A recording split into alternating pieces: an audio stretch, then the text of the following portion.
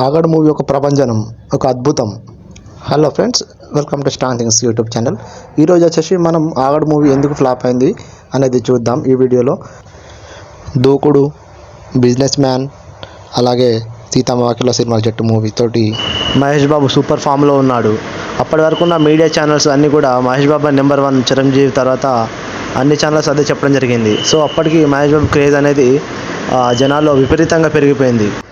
ఇంకా ఆగడు మూవీకి ఉన్న స్పెషల్ థింగ్ ఏంటంటే అప్పటి వరకు ఏ హీరో ఆడియో లాంచ్కు లేని విధంగా ఈ ఆడియో లాంచ్ అనేది చేయడం జరిగింది.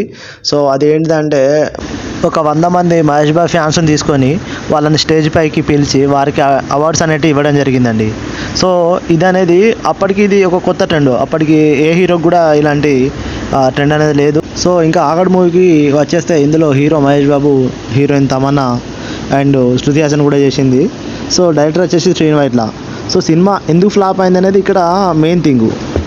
ఎందుకంటే ఇప్పుడు Dookudu cinema story and Aagadu cinema story same almost ఒకలాగే ఉంటాయి. అక్కడ ఫాదర్ సెంటిమెంటే, ఇక్కడ కూడా ఫాదర్ సెంటిమెంటే. కాకపోతే ఇక్కడ ఏంటంటే సెంటిమెంట్ అనేది ఎక్కువ రాలేదు, అంటే ఎమోషన్స్ అనేది ఎక్కువ క్యారీ కాలేదు. అండ్ ఆగడు సినిమాలో వచ్చేసి కొంచెం కామెడీగా ఉంది. అంటే డైలాగ్ డెరివేషన్ కూడా మహేష్ బాబు కూడా కొంచెం కొత్తగా లుక్ కనిపించేసరికి ఏంటంటే ఆడియన్స్ దీన్ని తొందరగా రిసీవ్ చేసుకోలేదు. ఇంకా సినిమా విషయానికి వస్తే మాత్రమే 100% చాలా బాగుంది. అందరిని ఎంటర్టైన్మెంట్ చేసింది. బ్రహ్మానందం కామెడీ సీన్స్ అయితే ఒక వేరే లెవెల్ అని చెప్పచ్చు. ఓవరాల్గా సినిమా బాగుంది. కాకపోతే ఏంటంటే ఆడియన్స్ పెట్టుకున్న అంచనాలకు సినిమా అనేది సరిపోలేదు. సో అందుకే సినిమా ఫెయిల్ అయింది. సో ఇంకా ఇది సినిమా ఫెయిల్ అవ్వడానికి మన శ్రీను వైట్ల డైరెక్టర్ కూడా కింది కారణాలు చెప్పాడు, ఒకసారి వినండి.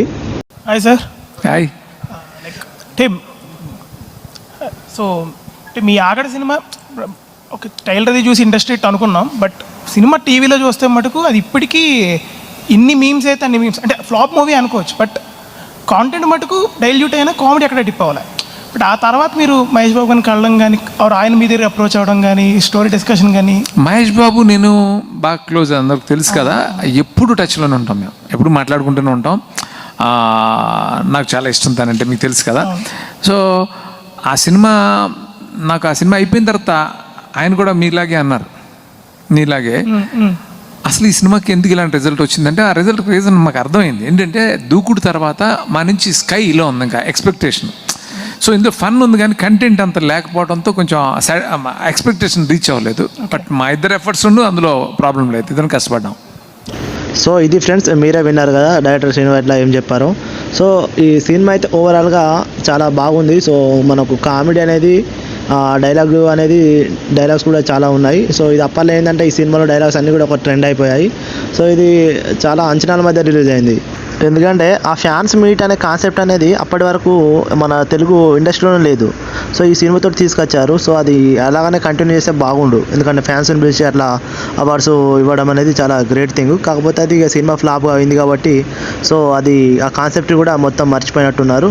సో మళ్ళీ కూడా ట్రై చేస్తే చాలా బాగుంటుందని నా ఉద్దేశం. సో ఇది గాయ్స్, నా వీడియో కనుక మీకు నచ్చినట్లయితే నా ఛానల్ లైక్ చేయండి, షేర్ చేయండి, అలాగే సబ్స్క్రైబ్ చేయండి. Okay, thank you.